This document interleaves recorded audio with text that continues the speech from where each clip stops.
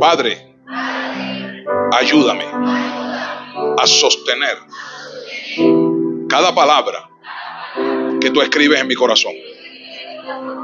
Mi identidad como hijo de Dios,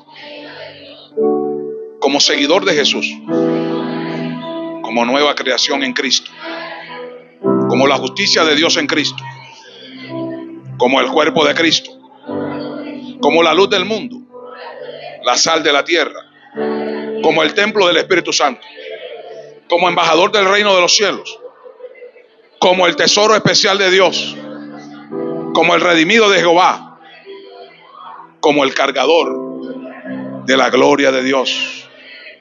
Yo la sostengo hasta que el Señor venga por su iglesia. Amén. Amén y amén. ¿Ok? Bueno, ya que están identificados, puede tomar asiento. Santo el Señor. Pueden tomar asiento. Gracias. Ay, por cierto, gracias por venir hoy. Gloria a Dios. Qué bueno. Sé que estamos en Semana Santa.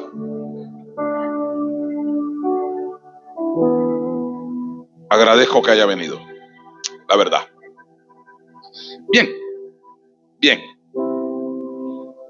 Vaya conmigo, por favor, la palabra del Señor en esta noche. 2 Corintios 5:10.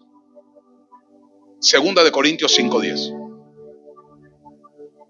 Dile a la persona que está a tu lado, hermano, vamos a estar muy atentos. Dígale, Dios nos quiere hablar.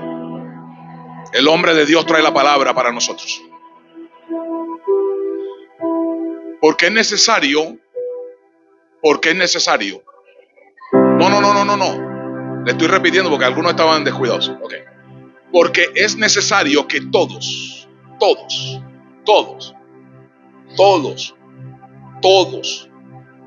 nosotros comparezcamos ante el tribunal de Cristo. O sea, todos los que están aquí van a estar delante del tribunal de Cristo. Para que cada uno reciba según lo que haya hecho mientras estaba en el cuerpo, sea bueno o sea malo. ¿Sí? Julie, ¿estás de coequipera hoy? Hágale pues. También mi coequipera allá, Fay. Gracias. Vamos a hacer un buen equipo hoy. Entonces ahí dice que es necesario que todos nosotros vayamos a dar testimonio, declaraciones, fe ante el tribunal de Cristo.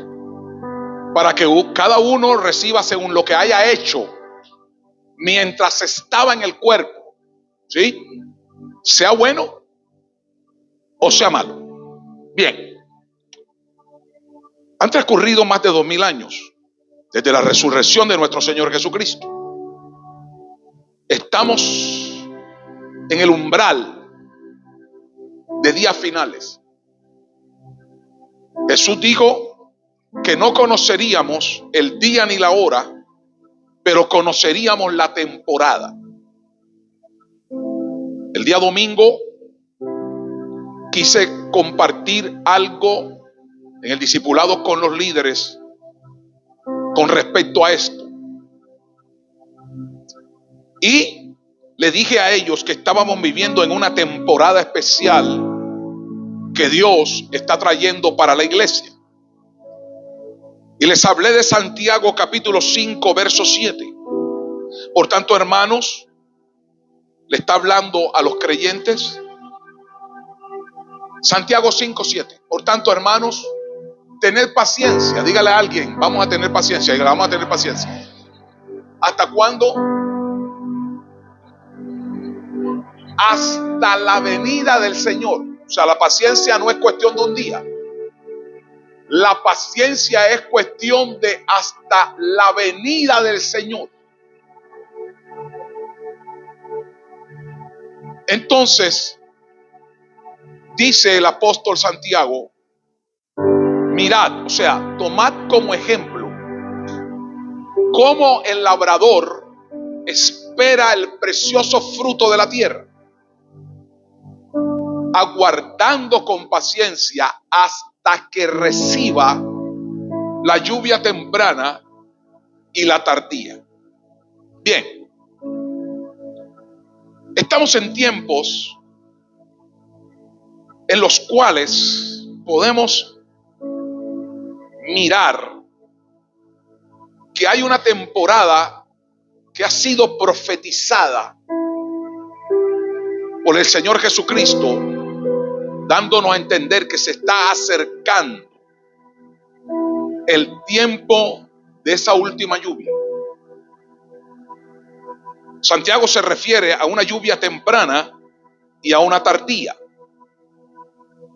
Le decía yo a los líderes el domingo que para el pueblo de Israel, la lluvia temprana caía para humedecer la tierra y poder ser labrada y poder sembrar la semilla. Para poder preparar el terreno, ellos sabían, es tiempo de sembrar. Hasta que se desarrollara firmemente sus raíces, ese árbol recibía entonces la lluvia tardía para que ese fruto madurara completamente. Y entonces poder prosperar el fruto de esa siembra o de ese árbol. Comparando esta situación con lo físico, podemos explicar la gloria de Dios que va a venir sobre este último tiempo como ese derramamiento que prometió Dios a través del profeta Joel. Pedro decía en Hechos capítulo número 2 verso 16, Hechos 2:16, mas esto es lo dicho por el profeta Joel. Y en los postreros días, Dios dice, derramaré de mi espíritu sobre toda carne. Cualquiera puede decir, sí, pero Jesús le habló eso también a sus discípulos y ocurrió en el aposento alto, que eso lo tomamos como la lluvia temprana. Ahí se sembró el principio de semillas espirituales que iban a dar una cosecha hasta el final. Pero aquí se está hablando de ese derramamiento que va a venir antes que Cristo venga a la tierra por su iglesia. Ya usted se va a dar cuenta por qué. Y vuestros hijos y vuestras hijas profetizarán. Eso a mí cada vez que lo leo me emociona. Porque yo veo a los jóvenes de esta iglesia dejando de perder el tiempo y parado en las plazas profetizándole a la gente acerca de la venida de Cristo. Se convertirán en los Juan el Bautista de ese tiempo. Y vuestros ancianos, en vez de estar pensando en perder el tiempo jugando cartas, soñarán sueños. Y de cierto sobre mis siervos y sobre mis siervas en aquellos días derramaré de mi espíritu. Y profetizarán. Y daré prodigios arriba en el cielo y señales abajo en la tierra, sangre y fuego y vapor de humo.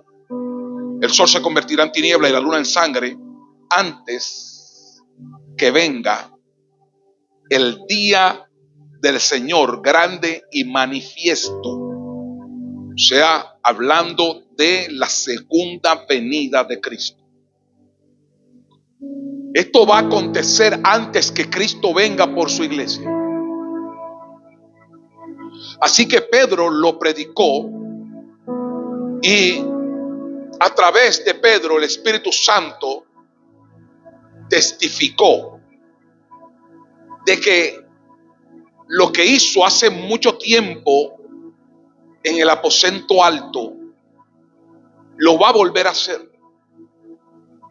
Ciertamente ha habido distintos periodos de tiempo donde este mensaje profético se ha tratado de entender como el final de los tiempos.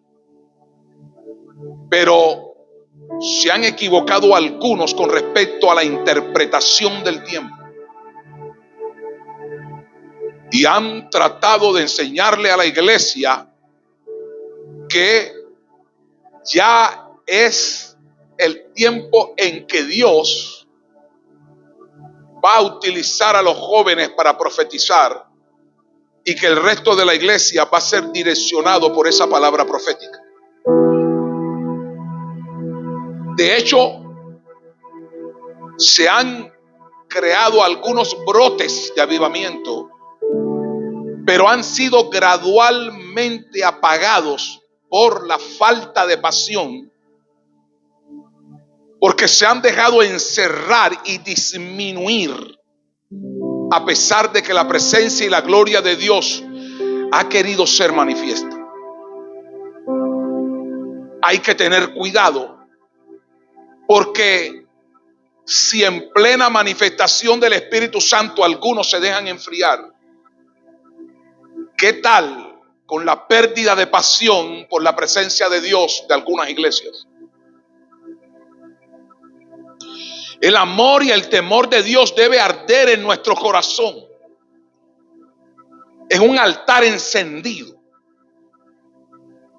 que es lo que va a permitir que la frialdad del sistema y que los deseos egoístas de algunos que se hacen llamar profetas, apóstoles y pastores no dañen la actividad de Dios para este tiempo.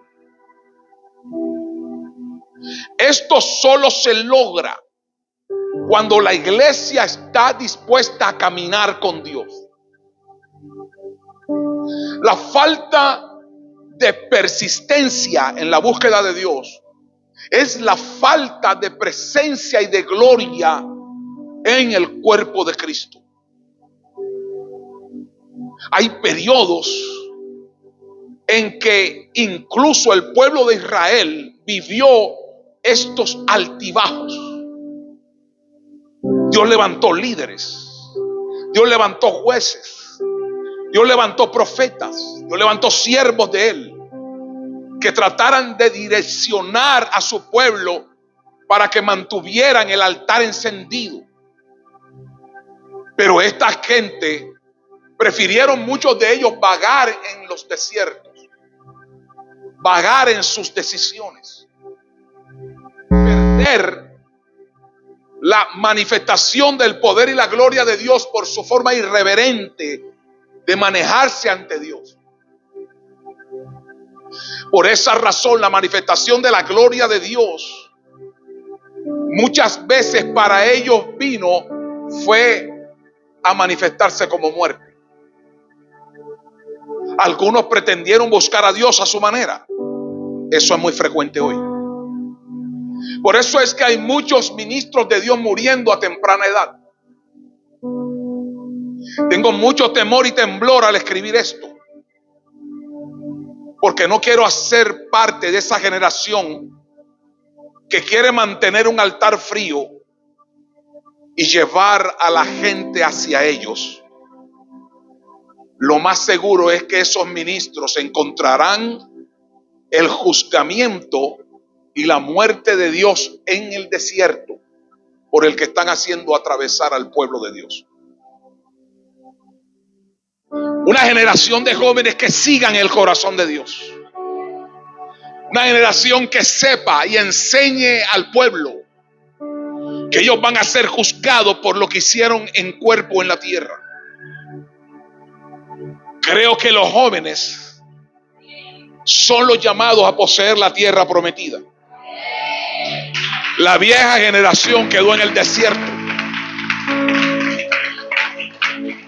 La nueva generación entró a la tierra prometida bajo el liderazgo de un joven, Josué, bajo la premisa de que toda aquella generación antes de ellos quedaría en el desierto. Dios sabía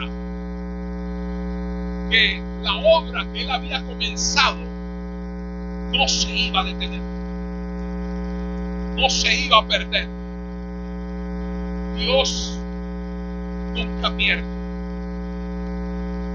Aparentemente hay un pueblo rebelde, siempre va a aparecer alguien que tenga un espíritu diferente. Siempre van a aparecer los David, siempre van a aparecer los Josué, siempre van a aparecer los Caleb, siempre va a aparecer una nueva generación como Sadrach, Mesach y Abednego. Siempre va a aparecer una generación de Daniel, de Juan el Bautista, que desde niño fue llevado al desierto. Siempre la gente de Jesús va a aparecer. Esa identidad no va a ser rota. Nunca se romperá el eslabón. Siempre Dios encontrará a alguien que fortalezca esa parte débil de esa generación. Y esta iglesia no va a ser la excepción. Dios va a levantar en esta temporada jóvenes que van a conocer a Dios. Es mi oración. Es mi oración, el mayor deseo de mi corazón. Cada generación que pasaba del pueblo escogido de Dios manifestaba su frialdad con Dios. Llegaron tiempos de niveles tan bajos, pero tan bajos, que Dios tuvo que decir: ha escaseado mi palabra en Israel. Por eso es que Dios siempre se ha suscitado de sacerdotes, de donde menos la gente lo espera. Por esa razón es que Dios va a permitir que el corazón de algunos se apague definitivamente. Porque el corazón de algunos se apagan para Dios encender el corazón de alguien que quiere estar en su presencia. Con los corazones medio encendidos, Dios los va a terminar de apagar si ellos no se quieren encender. Primera de Samuel 3:14 dice. Primera de Samuel 3:14 dice. Rápido, coequipera, que tengo mucho material. Quiero decirlo que esta noche. Por tanto, yo he jurado a la casa de Elí, que era el sacerdote sobre el pueblo de Israel, que la iniquidad de la casa de Elí no será expiada jamás. Nada podrá salvar esa casa. Nada podrá quitar el pecado que esta gente ha cometido. Usted se imagina que Dios diga eso de un profeta. Usted se imagina que Dios diga eso de una iglesia. Han pecado de tal manera delante de mí que jamás los voy a perdonar. Ni con sacrificios, ni con ofrendas. No hay nada que la frialdad que ellos han traído a mi altar los saque de su muerte asegurada. Por esa razón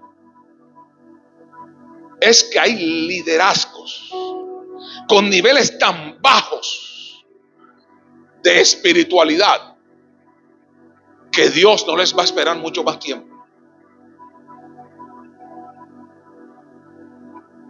Porque Dios necesita liderazgos que guíen al pueblo a regresar a Dios. Dios necesita líderes que empujen el pueblo hacia Dios. Sus pretensiones queden atrás. Que sus abusos queden atrás. Que su frialdad quede atrás. Que la perversión por el poder quede atrás.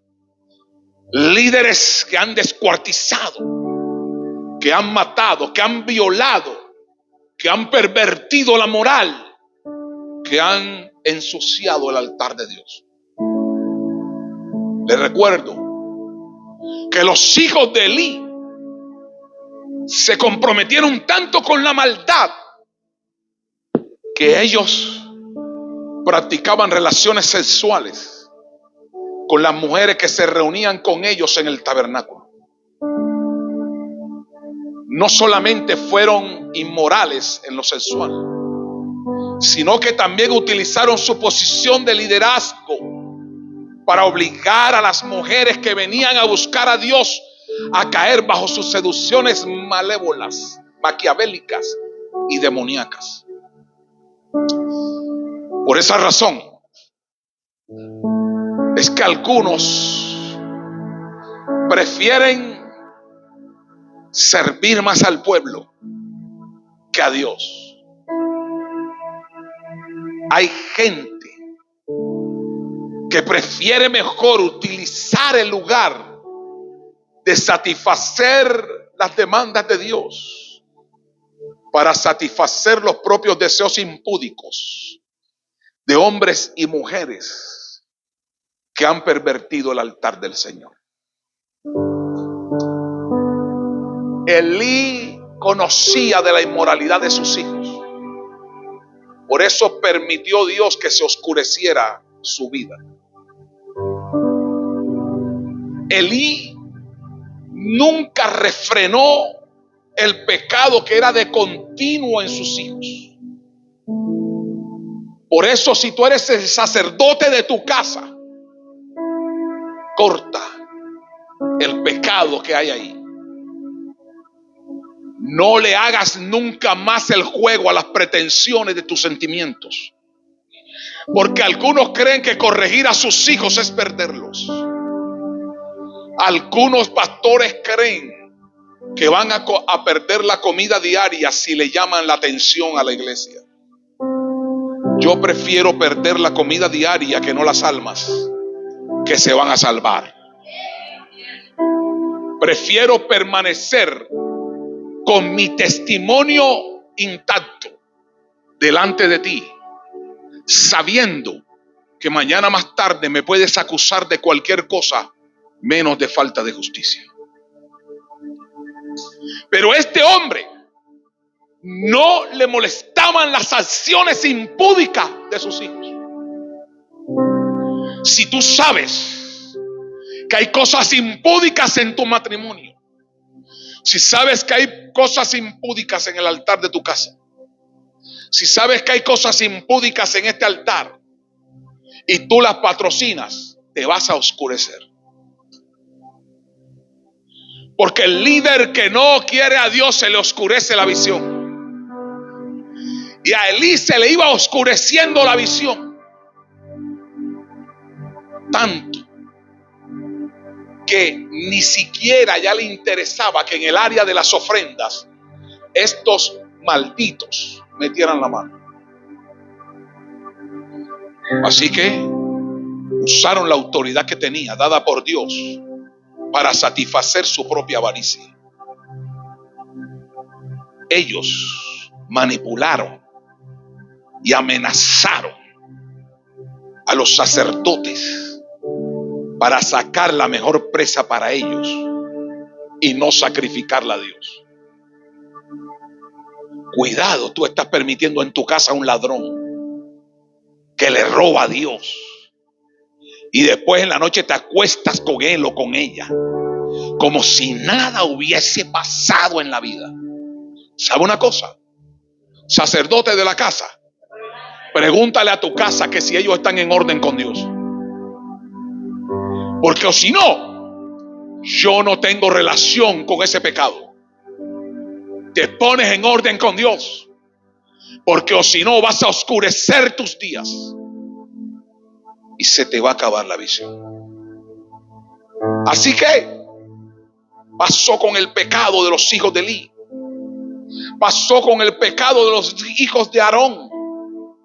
Nadab y Abiú murieron cuando trajeron fuego profano ante el Señor. Muchas veces es difícil entender cómo es que Dios permitió tanto tiempo el pecado de los hijos de Elí en el altar.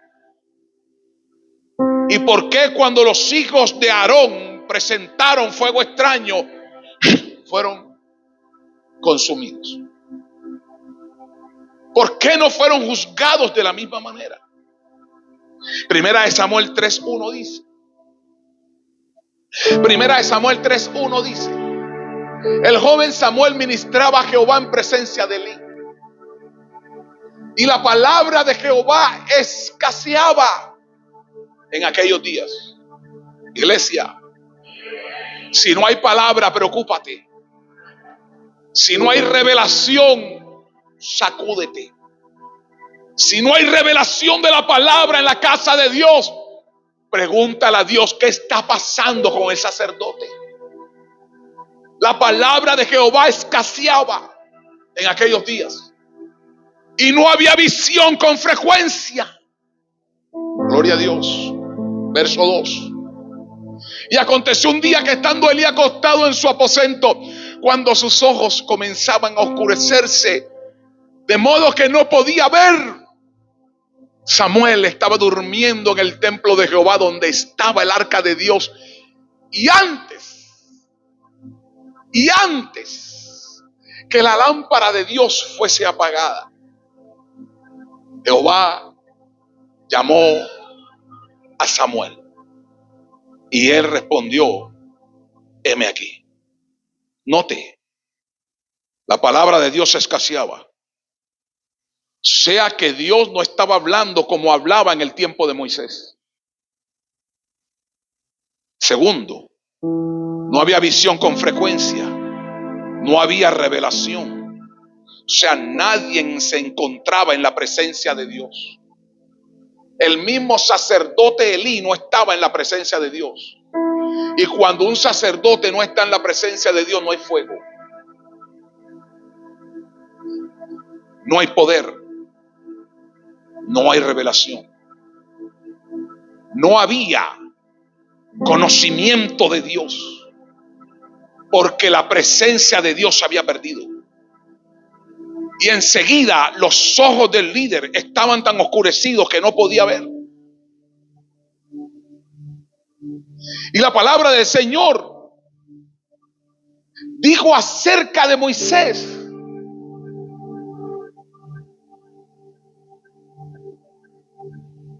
era Moisés de edad de 120 años cuando murió, y sus ojos nunca se oscurecieron ni perdió su vigor.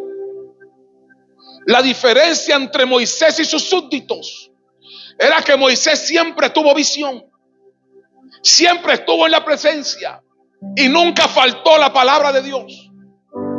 Por eso vino fuego a Dios, por eso vino fuego de Dios. Pero en el caso de Elí, no había palabra, no había visión, no había presencia, no había fuego, no había gloria. Y cuando no hay gloria, el pecado impera. Cuando no hay gloria, el altar se corrompe. Cuando hay gloria, la gente anda en santidad. Y el que no anda en santidad se muere. Pero cuando no hay gloria, todo el mundo puede andar en pecado, hasta que Dios se cansa y levanta un justiciero, levanta un Samuel que Dios va a escoger para que la lámpara de Dios se vuelva a encender. Y cuando eso ocurre, entonces aparece la visión. Y cuando eso ocurre, entonces viene la presencia de Dios otra vez. Y cuando viene la presencia de Dios, el que estaba en pecado muere.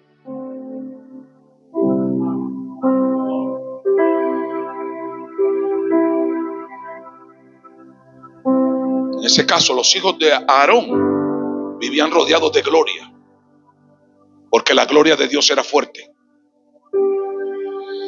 Y salió fuego del Señor y los consumió, y ellos murieron en el acto, así como Ananías y Zafira.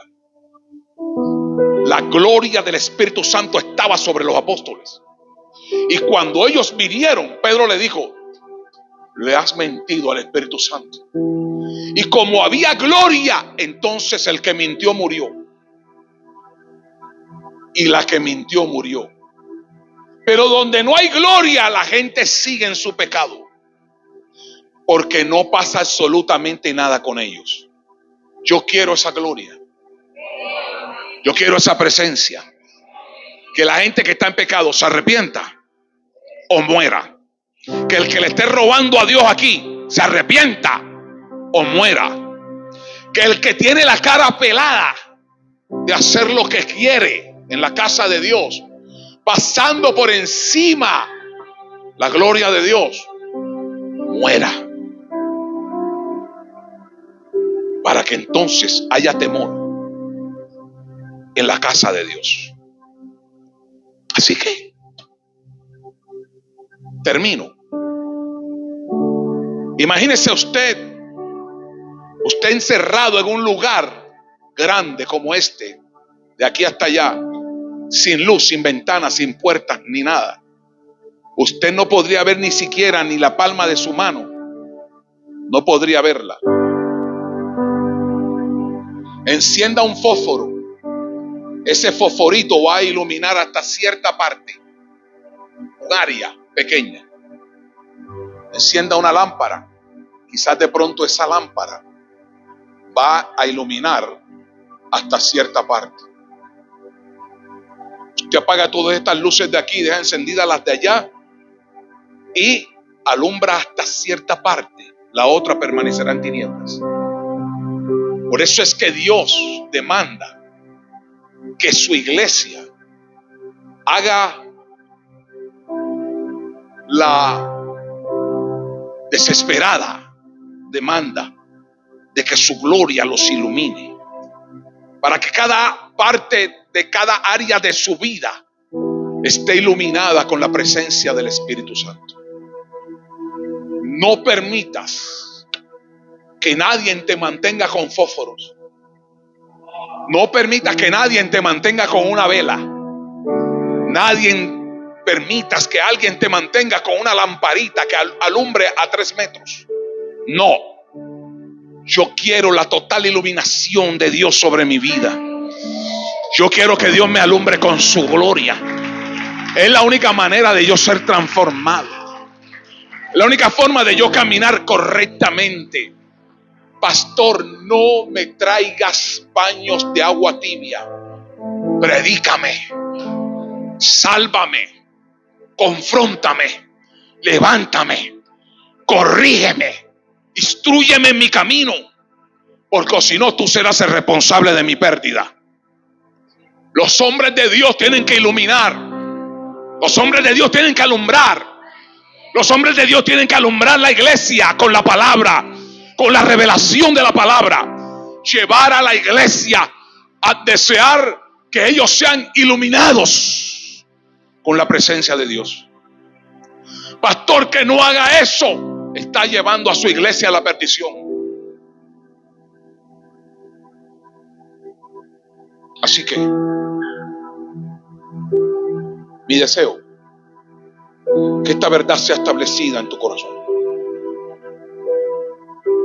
Que cada vez se haga más evidente que la gloria de Dios se tiene que revelar inmediatamente. Premura, premura. Que se acabe la irreverencia en la casa de Dios. Que los que están jugando a la iglesita se den cuenta que se equivocaron de lugar. Que no es aquí. Aquí no. Aquí no. Ve a practicar tu psicología barata y estúpida a otro lado. Pero aquí no. Que tú sepas que si estás en pecado, estás mal. Estás mal. Y que aquí no vas a poder permanecer en ese estado. O te arrepientes, o te arrepientes. Porque yo nunca voy a negociar la salvación de un alma. Ni voy a perder mi vigor. Ni se va a oscurecer mi visión. Ni voy a permitir que nadie aquí peque en mis narices. Sin yo decirle nada a cambio. Algunos me han juzgado porque primero he tratado de pedir misericordia por ellos. Y creen que yo le estoy alcahueteando pecado a alguien en este lugar. Jamás lo he hecho. No me juzgues. No te choques contra una pared.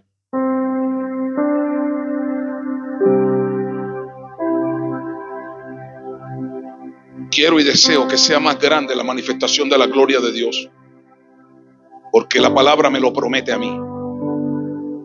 La gloria postrera de esta casa será mayor que la primera. Entonces mi oración sencilla y humilde delante de mi Dios es: yo quiero una gloria revelada más grande. Padre, hay una inmediatez porque tenemos una necesidad. Yo quiero ver reacciones inmediatas en mis hijos. Que el pecado que practican sea destruido. Dales una segunda oportunidad. Intensifica tu luz. Alumbra este siervo para que haya menos chance de oscuridad en el pueblo que tú me has dado a pastorear. Por favor, Padre, aumenta para que no haya oscuridad, para que las sombras no llenen la mayoría del gran salón que has puesto delante de mí. Ahora te pido que tu gloria, más poderosa que el mismo sol, llene nuestras vidas, para que no quede ninguna fisura y ningún recoveco de oscuridad en nuestro ser. Tu palabra me promete que todo yo seré transformado. Penetra hasta lo último de nuestro ser, hasta la última hendidura de nuestra alma, para que las sombras no puedan permanecer en nosotros. Ese es el nivel de gloria que yo te estoy pidiendo. Estaba hablando con Dios. Soy tu siervo. No me limites. Que no escasee tu gloria. No quiero tu oscuridad en mi visión. Nada que perturbe mi santo juicio. Padre, a medida que yo te busque, que la luz de tu gloria crezca en mí y que haya un aumento en la ejecución de tu juicio santo.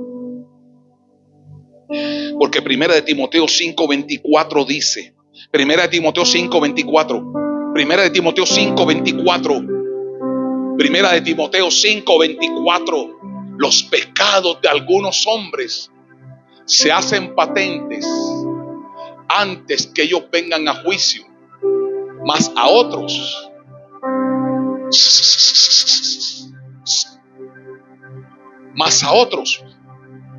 se les descubren después. Yo quiero que vengas. Nadie está exento de tus juicios, porque tú siempre ves lo que yo hago, y ninguno de ellos se podrá conformar a un falso sentir de una falsa gracia en este siervo de Dios. Nunca ellos podrán ser confundidos con la demora de los juicios de Dios, porque la demora de los juicios de Dios no es una negación de los juicios de Dios. Quizás el juicio de Dios para algunos se ha demorado un poco más, porque Dios quiere que todos procedan al arrepentimiento. Por eso mi corazón, Padre, tú lo conoces, se ha dolido por la manipulación de algunos. Algunos se han extraviado en su vana manera de vivir. Otros me rodearon de muerte. Otros metieron el garfio y sacaron de las ofrendas más preciosas y robaron del tabernáculo lo que te pertenecía. Algunos creen estar apropiándose, robando los diezmos y las ofrendas, creyendo que de los fondos de la iglesia eso no va a ser necesario. Resulta que ellos son igual a los hijos de Elí. Sacan del sacrificio de Dios y le roban a Dios lo que te pertenece. Esa gente serán especialmente asesinados. Caerán en muerte. Y no estoy hablando simplemente de una muerte física, sino de que aspiro y tengo el deseo fuerte en mi corazón, porque tú me conoces, de que ellos no cuenten más con su avaricia, sino que al contrario, el espíritu de engaño que se esconde dentro de sus corazones se ha expuesto solamente con la luz de tu gloria. Gracias, porque ellos entenderán que hay una mejor forma de prosperar. Gracias, porque ellos entenderán que evadiendo los impuestos legales no van a evitar que reciban el justo juicio, como leí al principio de esta enseñanza. Nada en nuestras vidas, y con esto termino, debe ser motivado por la avaricia y por el deseo de sacar ventaja. Pablo decía, Filipenses 4:17, no es que yo busque dádivas, sino que busco fruto que abunde en vuestra cuenta. Es completamente contrario a lo que estamos viviendo hoy en algunos altares y púlpitos, incluyendo aquellos que pueden levantar ofrendas y finanzas manipuladas, tratando de prometerle a otros una forma de prosperar que necesariamente no es la exacta que tú has dicho en tu palabra. Pedro advirtió de esta clase de liderazgos en segunda de Pedro 2:3. Segunda de Pedro 2:3. Segunda de Pedro 2:3. Y por avaricia harán mercadería de vosotros con palabras fingidas. Sobre los tales, ya de largo tiempo la condenación no se tarda, de largo tiempo, y su perdición no se duerme. Así que mis hijos, no te canses de querer permanecer en la presencia de Dios. No pienses como aquellos que creen que se han burlado de Dios hasta hoy, con sus acciones, creyendo que porque aparentemente están bien hoy, no ha pasado nada en contra de ellos. Te tengo noticias. No vayas a creer que como no se ejecuta la sentencia sobre ti, sobre esa mala obra que has hecho, entonces todo está bien. No. Corazón de los hijos de los hombres está dispuesto para hacer el mal. Y aunque el pecador haga el mal 100 veces más y prolongue sus días, con todo yo también sé que les irá bien a los que a Dios temen. Lo decía Salomón en Eclesiastés. Porque algunos creen que se van a salir con la suya. Algunos creen que se van a salir con la suya, haciéndose las mosquitas muertas y creyendo que van a engañar a Dios. No. Cada una de las cosas que se ha hecho tiene su recompensa. Juicio demorado no es juicio negado. Cada uno tendrá que responder por las cosas que hizo en la carne, estando en el cuerpo en esta tierra. Así que somos advertidos. He aquí, el juez está delante de la puerta. Porque es necesario, termino donde comencé, que todos nosotros comparezcamos ante el tribunal de Cristo, para que cada uno reciba según lo que haya hecho mientras estaba en el cuerpo, sea bueno, no sea malo. Porque el Señor Jehová juzgará a su pueblo. Horrenda cosa es caer en las manos del Dios vivo. Así que esta exhortación a través de estas líneas está escrita a la iglesia en Santa Marta. no a los pescadores de las calles. Nadie